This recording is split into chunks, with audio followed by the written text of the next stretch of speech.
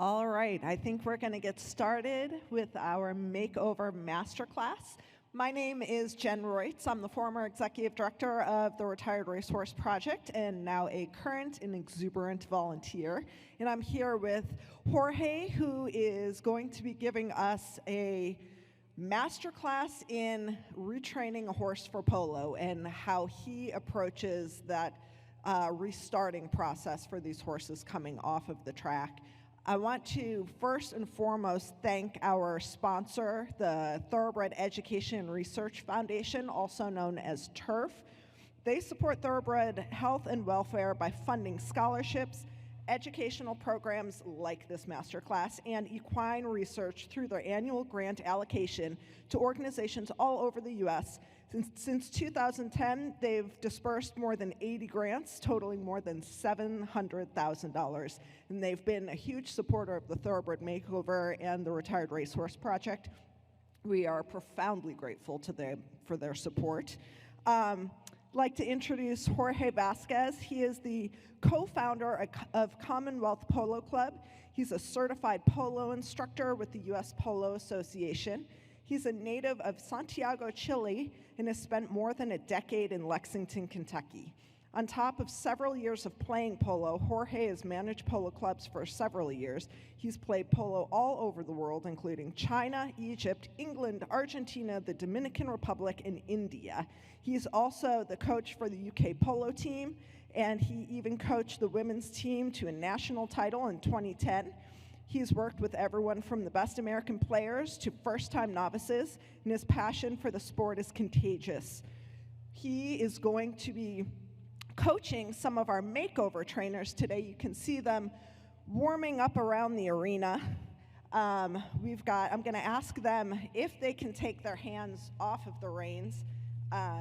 Sorry about the feedback with the microphone, guys. Let me try to walk away from Jorge.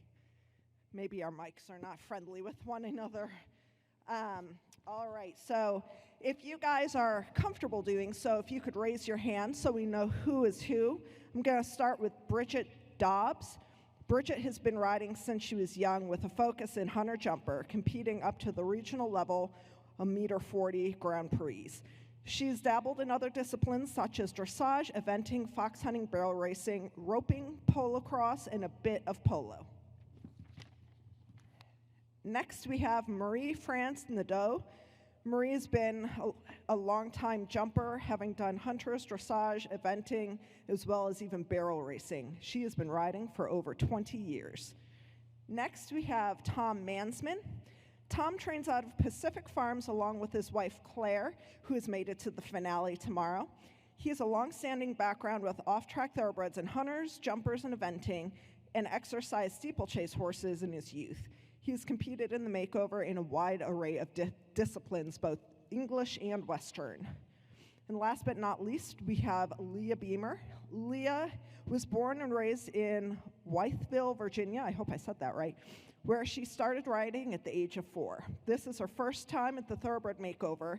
And Leah and her husband own a farm where their horses Blade, Midge, Bert, and Finn run the show. Leah is the recurrent guest on the Retired Racehorse radio program, which Kristen Bentley from our crew and Joy Hills hosts, and you can tune into them. You can find a link on the Retired Racehorse Project website. It's a great radio show if you ever want something to listen to while you're at work. So with that, I'm going to hand it over to Jorge, and I guess if we could start by just kind of getting a view from 30,000 feet of when you get horses like these guys who are coming off of the track and in the very beginning stages of their retraining for polo, what's your approach and process? Well, good morning, everyone. The first thing that I do is obviously try to get the horse comfortable, off the track, because obviously it's a new environment for them. But my biggest thing for them is just kind of try to get them to a point where they're relaxed, they're comfortable doing everything. They're obviously coming off from being, in a stall 24/7.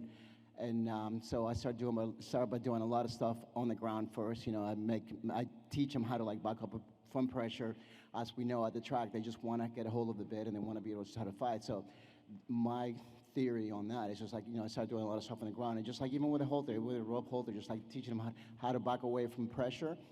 And then from then on, you kind of like, get on and apply the same methods, just like lightly putting pressure on their sides just to make them move forward and then back off immediately, and then, most horses tend to pick up that pretty quickly, and like I said, the being relaxed part is the for me, it's like the biggest thing, teaching a relaxed horse is, I think you're more likely to get, more results than, with a hot horse. Even if you do have a hot horse, you can still, obviously, important to give it some time off, before you actually start working on it. And then, like, slowly, like, keep them occupied, without making them do too much, so they kind of get overwhelmed, just like let them go in the direction that they want to go, but just guide them, and then just like, like I said, keep them occupied. As long as you keep them occupied, I feel like, a horse tends to do that. When you give a horse too much time, sometimes, they just like, you kind of leaving it up to them to what they do.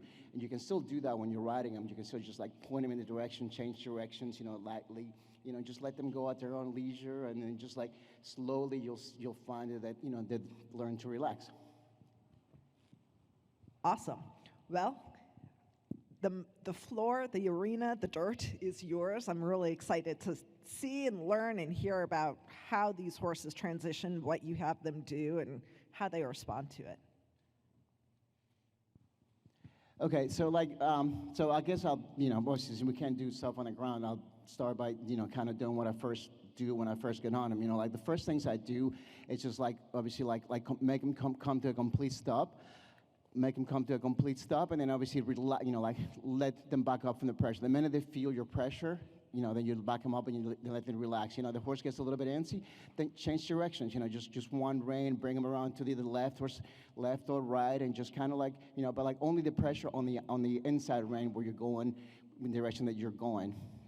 Just like for example, like that horse on there, like if you want to keep him, just like keep him moving on his haunches, just only contact on one side, because it feels like you want the horse just to go in that direction, to listen to one thing, because like if you pull into one direction and you're putting pressure on the other side, the horse more than likely will end up, fighting you. So if you just like do one rein to the side and then like go back to the other side, you'll find that, like in smaller circles, smaller circles. And then, change directions.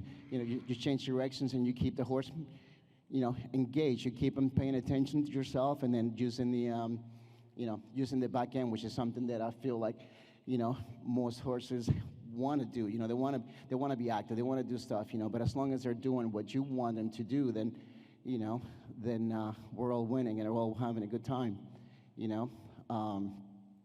And then I started also by doing a lot of just like walking up along the fence. You walk along the fence, get close to the fence, and then just like gently like walk toward, like turn them into the wall, like just like gently, just so they kind of like engage their back end. You release them, and then you change directions back and forth, so that the horse kind of keeps, like I said, you keep them interested in what you're doing. There's obviously a lot going on here today, but for the most part, just like, and I mean, you'll find that most of the time the horse tends to relax when you do a lot of that stuff, because you're using them in a in a manner that they want to be used. They want to be active, especially some horses that are still haven't gotten their racetrack off of them.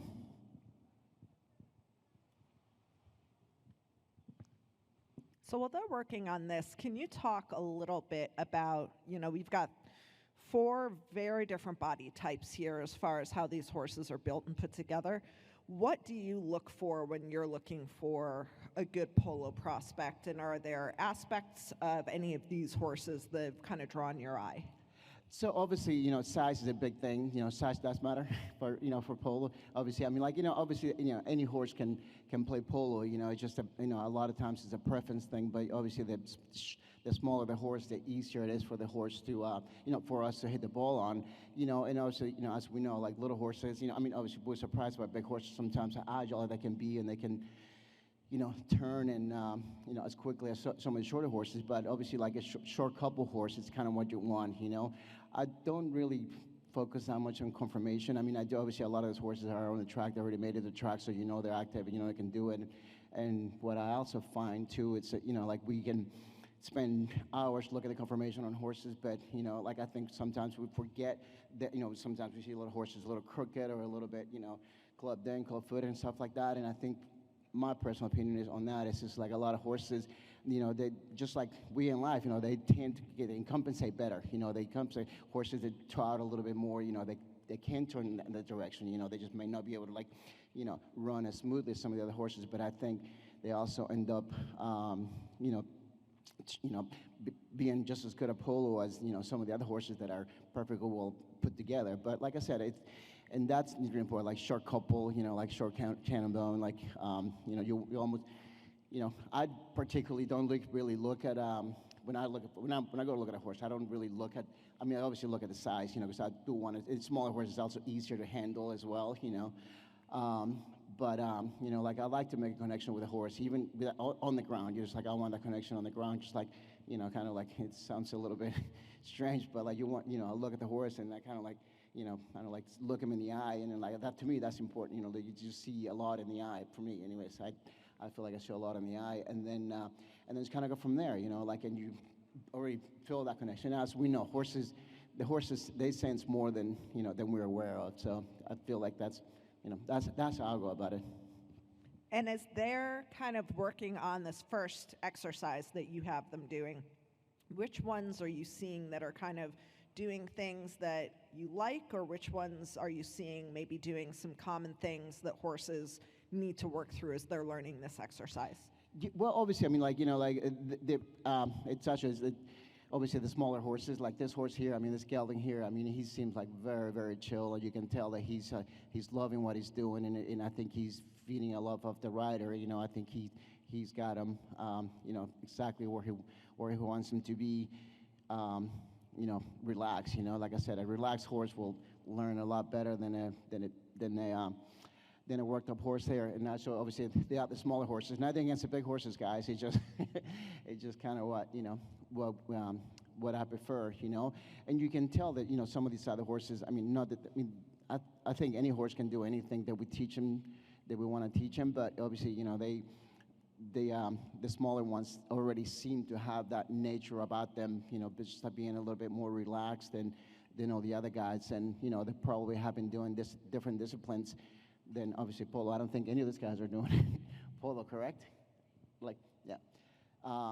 So and like I said, I mean, in the styles of riding too, like you almost have to change your way of riding if that's what you're trying to accomplish. Obviously, if you're trying to accomplish something different, then you're probably doing the right thing. But for Polo, like I said, you want the horse to back away from pressure. That's our biggest thing. We don't want we want the horse to be on the buckle. And obviously that comes with time. But if you start, or I feel like if you start teaching him just to back away from pressure, when you turn him one direction, you turn him the other. Before you know it, they're walking around like this gelding over here, which is the goal for most polo ponies, because you can always as we know, we can always make a horse go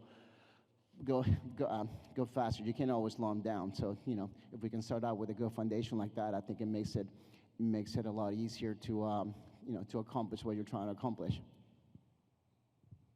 So what's the next task that you're going to have these guys work on? So the next thing I would do here, I was actually just start doing trotting and doing transitions. Very relaxed. I think it's really important to stay off their sides. Kind of ride with your inner leg more than the lower leg, and just start doing transitions, slowly trotting in one direction, and then or with the same momentum, change directions. So that the horse kind of the horse learns to relax. You'll see that if you make a sharp turn to one direction, and then with the same momentum you go a different direction, and just like I said, same thing, keeping them occupied, and they'll find a place to relax. If you can watch Tom, I mean, look at his horses being so really relaxed, and you want them to learn to use their body, because I mean, even though they're we watch them running around in the fields, they tend to do everything that we basically ask them in polo. You see a horse having a good time on a on a paddock, you watch them and you like to do stops and turns, and that's essentially what we're trying to make them do. We're trying to like translate the happiness that we see them when they're running up and down the fence, they stop and turn and then change directions. So basically, that's what we're trying to translate to them now. That they are, they're doing the same thing. It's just like we are the ones that are telling them to do it, not themselves, or just something that spooked them or whatever, But like the more we engage their back end, and the more we try to like stay off their mouth, which is not always easy, It's not always easy to do. But I mean, if you do find yourself the horse is fighting, the more the horse fights you, just like obviously don't fight against it, just make him always using himself. They won't get tired of you doing that. They'll just get easier for you to get through that. You can get to a point where all it takes is like a very light touch to one side, and then the horse will respond to you. Like most horses will. I mean, obviously there is exception to that rule in most things, but I find that most of the time a horse like that, if you tend to keep them occupied, keep them using them, and being gentle and being soft on them, they tend to like, put up less of a fight, if you will. And so we've got, as they're working through this next exercise, we've got 4 different horses, but also wearing different types of tack. Almost all 4 have stark differences in their tack. And I know that all of these horses are wearing tack that's super different to what you use on Polo ponies. Can you talk a little bit about, the differences between regular traditional English or Western tack and Polo tack, and why you use some of the things you do? Well, as we know, we all have our differences. We all have like different things, that we like to use. I personally like to start horses with a running martingale and a full chick gag. Because I mean, like my theory on it is like you're pulling from one side, and then like you're obviously putting pressure from the other side for the horse to come around, and then it kind of like it helps the horse, kind of like direct it without you having to put too much pressure on the mouth. I'd rather putting it on the cheek rather than on the mouth itself. And then he kind of, like I said, like the horse will figure it out. If you only using one direction rather than the other, and I personally don't like to use a lot of leg at the beginning, just because I want them to like respond to the head. I want them to relax their neck, so that as we know, where the nose goes, the body will follow. So that's kind of what I like to use on that. And but like I said, there's a bit for every horse, and most horses will respond differently to different bits than with different hands too. Sometimes a horse will not perform the same way. You have to change a bridle according to the rider. Most horses will play on anything. You can take most polo ponies, you can take, after they've played for a bit for so long, you can change the bit, and the horse will know the difference because they're so in tune with what you do, if obviously if you're the same rider, but like if you change the rider, like I said, sometimes, some of us tend to have like lighter hands or heavier hands and heavier seats, which is something that, the horse will feel you and it will react to it, so. And now that they've been going in this next exercise a little bit, same question as the first one. Which ones are you seeing that are doing what you want or starting to get the concepts, and which ones are doing some of the common things that you have to help them work through? Well, obviously, I can tell. Like you can see the horses being more relaxed, especially like this chestnut here. So it seems so good. I still obviously not quite where I would want the horse to be personally, but you can tell that the horse is really like coming around and just being, like, not that he wasn't listening, but it just like he appears to be a little bit more comfortable, like more relaxed, and he's trying to go. And the same thing with this little bay here. This is actually a really pretty horse here. And you can see them in the kind of relaxing a little bit more. I would personally like maybe just like do a little bit like shorter turns, because you do want them to get to a point where they haven't been. When you want them to like come around, it's almost like, you're not making them uncomfortable, but you're like making them find their way. Like it's because they know how to get out of their own way, or they know how to accomplish things on their own. But like having us on their back, it just it changes things a little bit for them. So, like the sharper you, there you go, look at that turn. That was actually that was super, super good for Polo. Like that's actually exactly what we want to see for Polo. So like the more you engage that back end, like I said, you'll notice that the horse will, relax even more and more. And they also, obviously, they're also warmed up too. It's a cool morning, so as we know, cool mornings and young horses don't always go very well. But I mean, they all seem extremely, extremely relaxed now, getting to where, we can work with them because, as we know, a lot of times, we want the horse to be relaxed, and a fresh horse or a tired horse, it's not likely to learn as much as a relaxed horse and a fresh horse,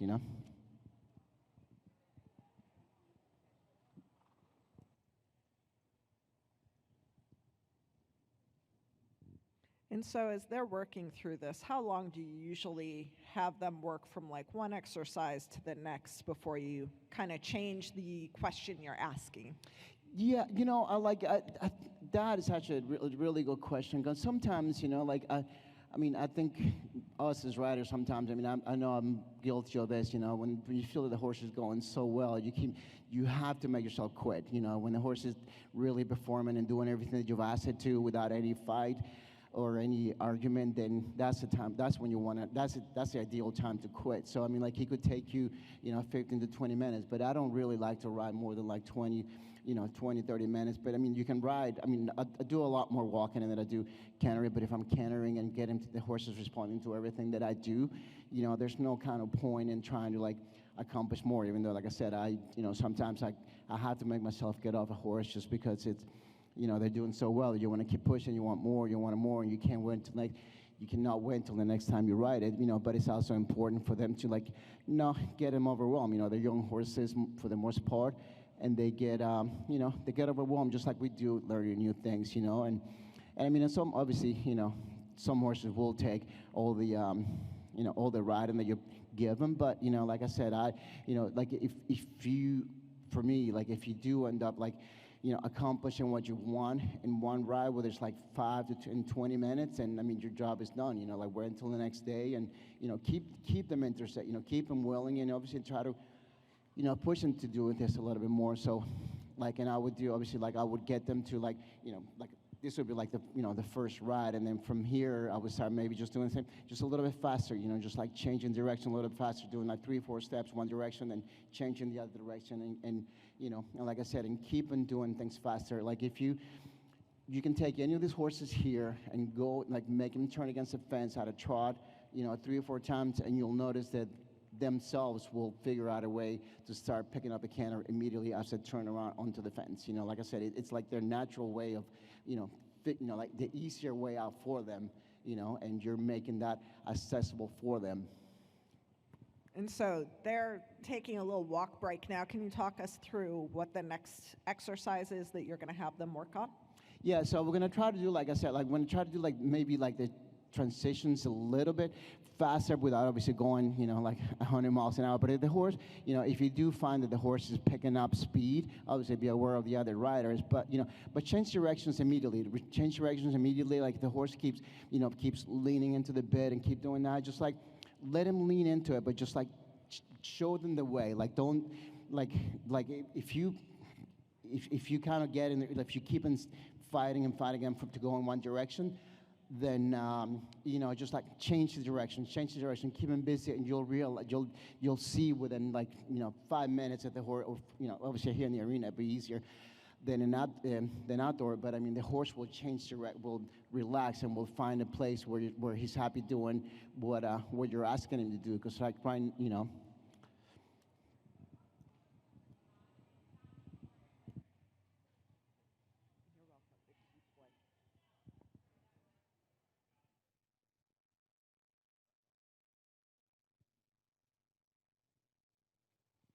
Okay, so if you guys want to maybe start on a corner of the arena and just kind of head towards the middle and at a trot, and then once you get to that middle, change directions, and try to make the change direction. I don't want to ask you guys to do something that you're not trying to get your horse to do or accomplish for your retraining, but just for our for our class kind of style, just like kind of head to the middle at a canter, and then change directions, at the middle arena, change directions, and then repeat it over and over. If the horse picks up speed when you get there, then don't wait too long and go ahead and change the direction immediately for the horse to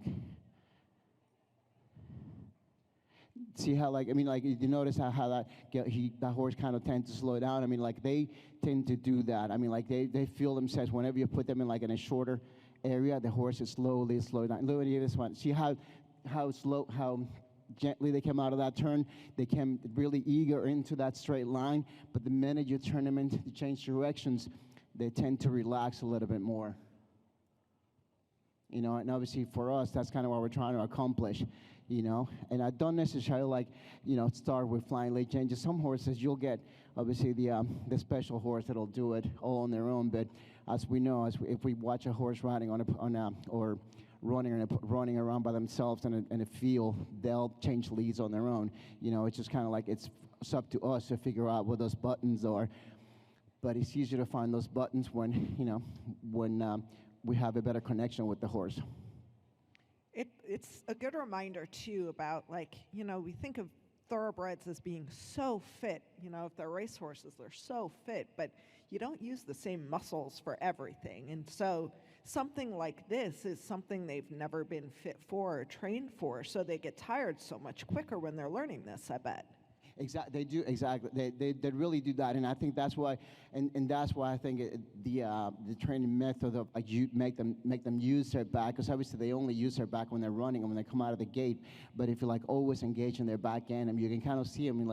If you pay attention to some of these horses, look at how that horse is a little more relaxed. It's still kind of a little bit, but when it comes out of the turns, it relaxes. It goes in a straight line, and then obviously that the more of that you do with the horse, the more relaxed it will be. Obviously, like I said, it's the ideal situation for us, and then if you find a horse that is if the horse is getting too hot, then just do it at a do it at a trot, and then the horse will figure it out. But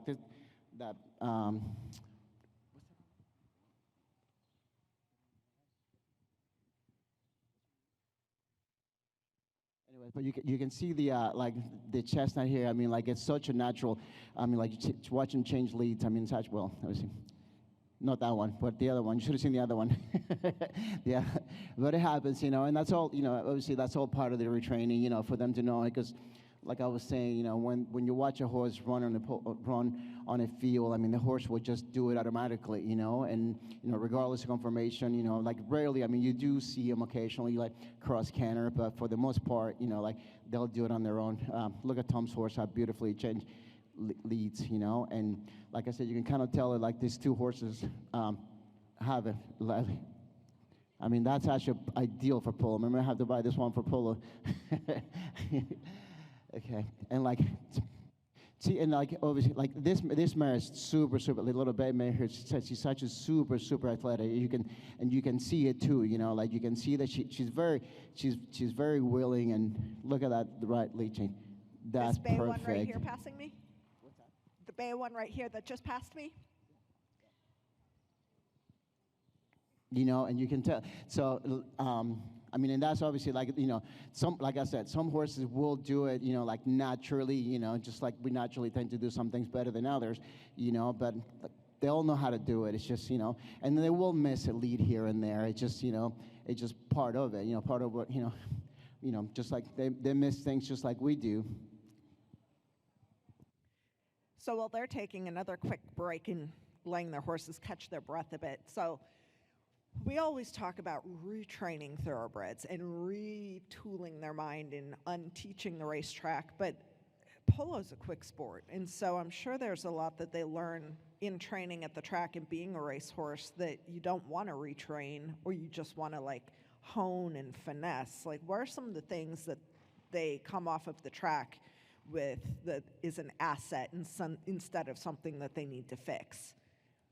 Well, obviously they're running, so they're we do a lot of running, But so again, it's kind of one of those things that they know how to do all these things naturally, like I said, and I compare Polo to their natural movement because it is, like I said, you know, it's like the natural way about it, like when you're playing polo, when you're chasing a ball, you're not worried about their headset, and when you are riding a racehorse, you are focused on their head, because like the horse can, overbend or whatever, and then, run into another horse. So there's really not that much that we tend to or nothing really that, because they're fighting everything. Like they want you want the horse to be eager, you want the horse to be looked up, you don't want the horse relaxed. You watch a relaxed horse at the track, we've all been to the track and seen that horse is kind of on their tippy toes, like that. Those are the horses that finish in the you see a relaxed horse. Very seldom you see a horse, that is relaxed on the track, on the track or on the paddock, heading to the starting gate, relax. When you see that horse is relaxed like that, most of the time those horses don't finish on the board. So we want the opposite. And like I said, it's a natural thing. So there's not really that much that I think that we take from the track, other than just like their daily handling of like bandages or or things like that. But other than that, I feel like most of the stuff that we do retrain them, it's based on what we want to accomplish, not what they're doing to accomplish at the track. Because at the track, you want the horse to lean on the bit, you want the horse to lean on it, and we don't want that. We want the horse to back away from that. When we want to stop, we want the horse to to respond to that and not fight against it. And so obviously polo also involves a mallet. So at what point, when you're doing this retraining process and going through these exercises, at what point do you start incorporating in stick and ball work at all, or just desensitizing them to the mallet? So I'm very slow. I like to take my time with all the horses that I have. It probably takes me 6 months to a year for me to actually put a mallet on a horse. Some people, as a horse person, what the horse is going to allow you to do, But my personal preference is if you put 6 months to a year on a horse, that horse is going to know it's going to trust you. It's going to trust you, and it's going to feel that confidence, and you can take him, anywhere, and then they're not bother. I've never had a horse have an issue with a mallet, But like I said, I spent a lot of time, and you do little things, I use long Western reins with a little flap, and then I just flap it and I swing it, But by the time I introduced the horse to the mallet, they don't care, because like I said, you've exposed them to so much in the meantime, so that the horse, anything new, very seldom, the horse will kind of, it's been my experience, that they'll freak out. Some people take horses straight, they ride them one time and put them in, and the horse deals with it. It's just it has to be. It's obviously a personal preference, but so most horses will let you do anything. It's just a matter how badly you want to, how quickly you want to get this done, how quickly you want them to do everything, And if the horse lets you do something, then by all means, do it. It's your decision, your horse. So what's the next thing you're going to have these guys work on? So now at the beginning, how we did the, the trotting along the fence, now we're going to just try to pick up a little bit more speed on the, no, obviously not very fast, but just make the turns a little bit sharper onto the wall. You can probably just turn the horse into the wall every single time, and just, if you can, just try to use just one rein and one rein, and then change directions every 10, 20 yards, and come back in the same, turn them back against onto the wall, and then you'll notice it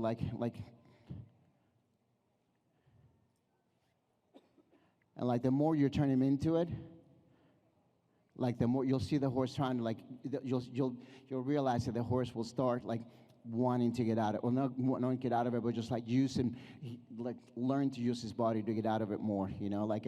And if you can use it with the use the same momentum that you have, so don't slow him down too much, and give him a little bit of space too. If you give him a little space against the wall, you don't have to be so close to the wall. Actually, if you can observe that horse on the corner there, you can see that it's trying to figure out his hind end, and this is something too that can actually help with the flying lead changes too, when the horse realizes that how to use his back end with us on top, because like I said, they know how to do it. Like you can, if you watch their back end, you can see like obviously which ones are more likely to, to do the better flying lead changes.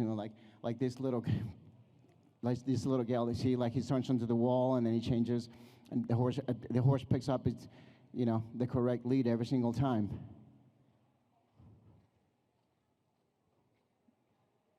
So there's a lot of that goes on, and I like a lot of the times, like I try to just just use one rein and like look at this horse. I mean, she picked up the speed. This horse is actually very responsive. I mean, look at that, super nice to her.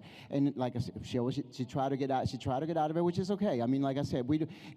The one thing that I tend to do sometimes, like if the horse wants to get out of it, let him get out of it. But then you tell him how quickly and how fast we're getting out of there. Then the horse slowly, figures it out. Like. Look, see, that was actually her very naturally figuring out her way, correcting herself, And like a lot of times too, like actually when I forgot to mention at the beginning, it's like we do a lot of flexions. Like you want to do a lot of flexions when you first start, like just like pull on one side, kind of just like get the horse to learn that to use her whole body, kind of loosen it up too, just like we do. I mean, like we I know I don't do it enough, but like we don't stretch in the morning before we ride, for a ride or start work, but I think it's very important for, especially young horses to kind of like give them a nice little stretch before we start, and that's part of it. Just kind of letting them be, use their neck, make them be flexible, so that they're not surprised by what we're asking them to do. So obviously, like the stretching and the suppleness is so important. Are there certain therapy tools or methods that you prefer over others for horses transitioning off the track to polo? Like, do you prefer chiro or PEMP for MagnaWave or massage or something different? If I had my way, if I could afford it, I would have my horses massaged every single day. I mean, I know I love it myself, but I know they do. I've seen horses react to the to the massage, and it's very important. I mean, like they get body sore just like we do, I mean, and I think that's really important. I think in anything that you use for, to help the horse's muscles, I mean, it's useful. I mean, like if I could afford to have the TheraPlate and all those things, on my fingertips, I would use them daily, because I mean, all those things are helpful to the horses, and just like they are to us, and it's and a lot of times, what we want to do, we want to give the horse every chance possible, that's really, really important, and sometimes that's what, if it means, putting him on a TheraPlate, putting him on, on MagnaWave, we're doing some things, obviously, if it's accessible to us, it's important for us to give that horse every chance we get, or every chance we have to make that horse, a successful horse for you. And as these guys are taking another break to catch their breath a bit, so polo is very much a contact sport.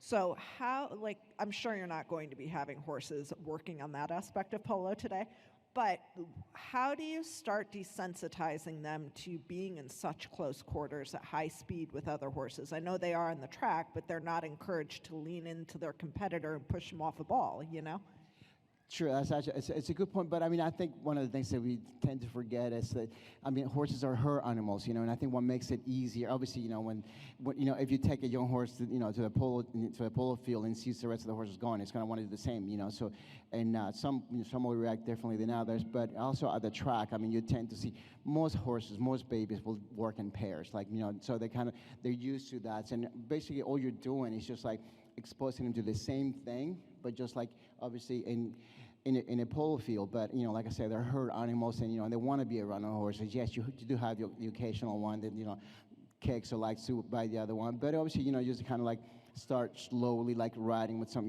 If you have if you're lucky enough to have somebody ride with you, they can kind of ride with you and just like and start walking. Like I said, it brings them back to like when they're babies. When they're babies, obviously they get broke by themselves, but for the most part, horses won't go to the track unless they have a pair. They go to the track in pairs, so they have another buddy, and we've all been there, we're like, hey, let's follow the trail rider, let's follow the leader because my horse won't go across the water, So it's kind of like basically just the same concept for that when it comes to like teaching them how to be in in a polo field or in a polo arena. But it's like I said, like little, and obviously we want to do, we can always go fast. Like I start little by little, just like kind of interacting, like riding into riding towards each other at a walk, and like I said, the softer we are teaching them these things, what I mean, and the more they trust us, the more likely they are to perform when we need them to do those things, like lean against the other horse, and you tend, a lot of people say that a polo pony like follows the ball, and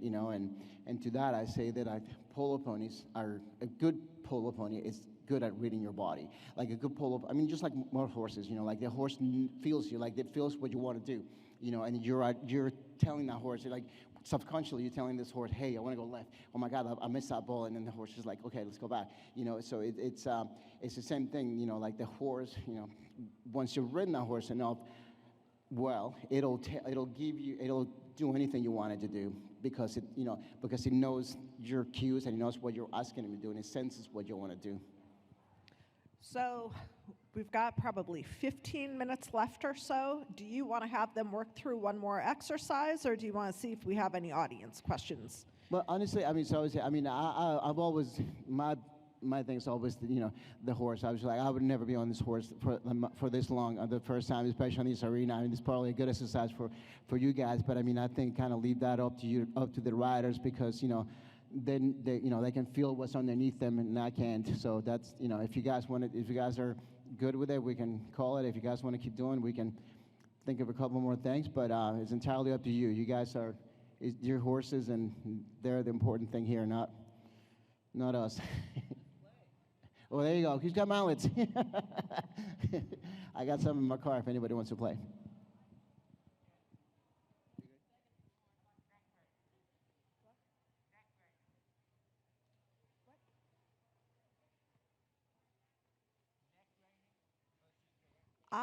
We have a question from the audience. I am deaf, so that didn't work out too well, but I finally got it on the 17th attempt. So Neil was asking about neck reining, and can you kind of go through a little bit of the importance, obviously, and why it's important, but how you start teaching that? Well, the importance is kind of clear, obviously, because we have to have one hand. We use some, reins on our left hand, and then we have the mallet on the other hand. But, I mean, like, all this translates to that. Like I said, and what's important for me, I feel like, it's like when you're teaching them how to neck rein, and that, like, as we know, we're horse people, and we know how smart horses are. So that's why I was, like, referring at the beginning from, like, you pull from one side, and then, like, if you want to do more, like you start putting the pressure from the outside. So the horse, if you do that enough times, like I said, but like if you can't do both. You can pull from one direction, you can't make him go in one direction with still having pressure on the other side. So you'll confuse the horse. So like if you can figure out a way or learn how to like gently move the horse in what direction and just feel the pressure from the outside and gently feel the rein on the outside, then the horse, before you know it, the horse will end up, figuring out that's what you want him to do, like neck rein, and like I said, some horses will pick it up easier, but that's kind of like, that's my theory on that, and you can use your leg, you can obviously use your leg as well. Like I said at the beginning, I don't like to use a lot of leg at the beginning because you'll be able to do both at one point, but like, sometimes, horses tend to get overwhelmed with everything that you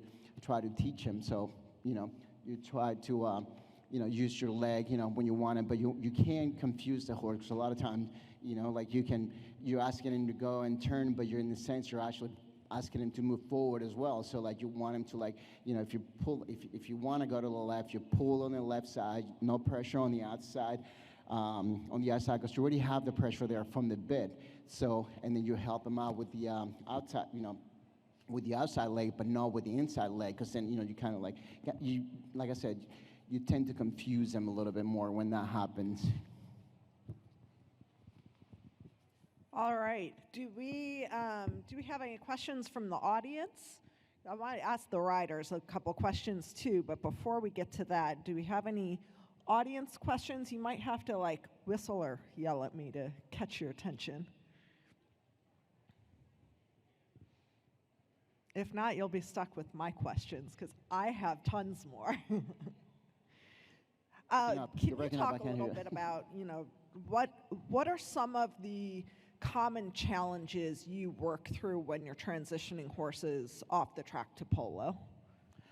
I think the biggest challenge is obviously, you're taking a very fit horse, a horse that's just like been, for lack of a better word, locked up in a stall, for 23 hours of the day, and then you bring him out and you expect him to be, a workable horse. I mean, they're all workable, but to the point where we want him to be, it's like that's the biggest challenge. It's like the transition from being at the racetrack and then onto I don't want to say normal, but like a different lap style. Even though that's what they knew from the beginning, it's hard. Like it's almost like most people in polo call it detoxing. Like you're detoxing them from the track, just kind of giving them a little bit more. More of a natural way about them, like let them have a lot of time out, a lot of turnout time. And, like I said, I mean, we've all experienced this with horses that, that don't adapt well or quick to the, to the new lap style. So I think that's probably like the biggest challenge that we face. I think, once the horse gets through that stage of being detoxed or like getting the track off their mind and off their life, they tend to relax. They tend they're like, oh, I'm in my natural habitat. I'm like, I'm turned out. I'm with other horses, and they can. But that challenge too is like trying to get them, to like not be racy. I was not saying that race horses is kind of hard to take them the racy part out of the horses. But like I said, it's that's really the biggest challenge. But I've been thankful enough to like only have one horse that generally didn't want to play polo, and it wasn't that bad. It just was not, some horses just don't want to do things. But and I've trained a handful, and so far I've only had one that didn't want to play polo, and I probably could have played polo, but sometimes just like you gotta know when to lose a battle. You gotta so. But I think those are the biggest challenge. But we sometimes we don't give the horse credit enough, and patience enough. Honestly, I feel. But I think if you give the horse enough patience, it will always end up doing what you wanted to do. Awesome. And I will say, if anybody thinks of a question in the audience, if you could just stand up and kind of come to the edge of the arena, and I'll hand you the microphone. I wanted to ask our riders as well, if any of you are comfortable grabbing the microphone and talking a little bit, just kind of swing over to me, because I'd love to know, based on like what you guys worked on today, how did your horse respond to it? And also, are these any kinds of like exercises and tactics that you could see helping your horses in the training for other disciplines, for the discipline you ride, or for the type of horse you're on right now? I see you making a beeline, so I'm going to hand you the mic. So I just thought it was an interesting technique on the turns. We're jumpers, so turns are very important to us, and we usually think about point A to point B, so using the wall to our advantage to teach them how to get their haunches underneath you. I really felt that on her, and I thought that was an interesting way to take on turns when you're learning it, and you're not trying to go from jump to jump, you're just teaching the physical function of it.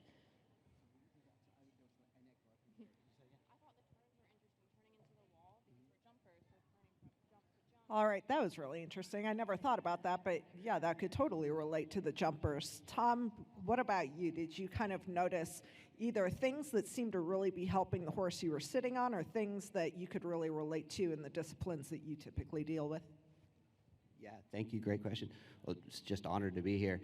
What I thought was amazing, what you said, Jorge, is that, I think a lot of people think whatever the discipline is, you have to start with relaxation first. And that was one of the first things you said, whether you're trying to turn fast to get to a ball or jump a bigger jump or stand at the end gate. So I love that.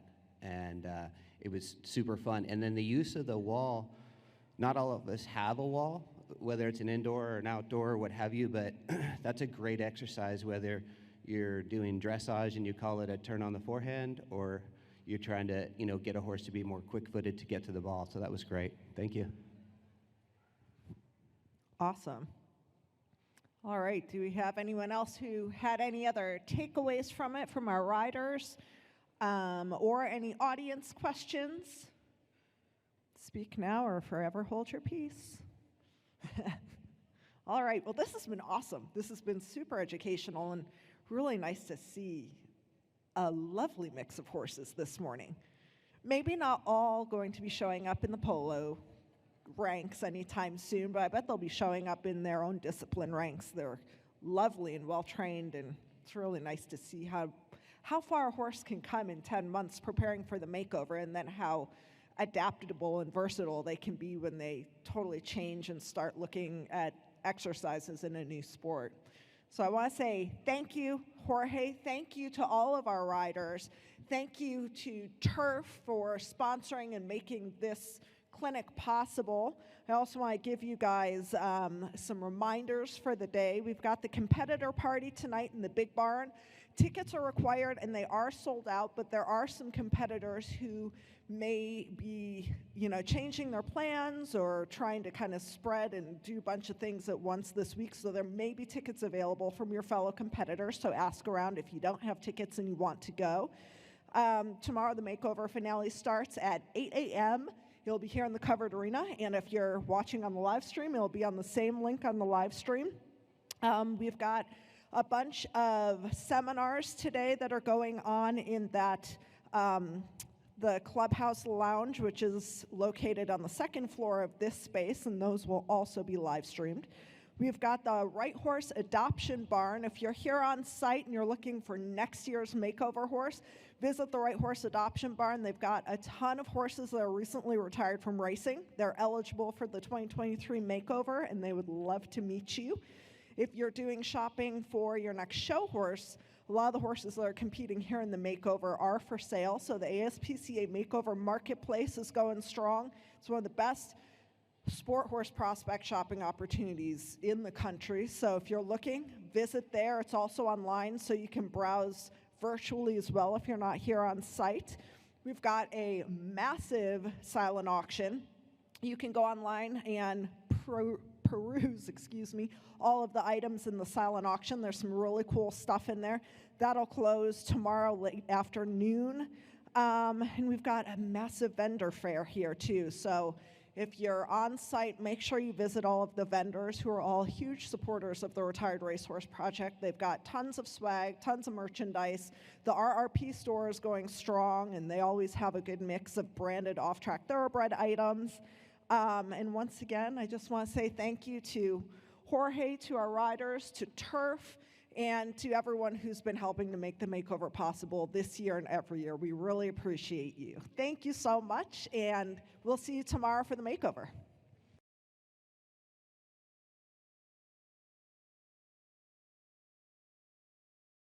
Can we maybe get a group photo, please? Tom, don't get off quite yet. 30 seconds more. We're going to get a quick group photo, because if it isn't on Facebook, it never happened.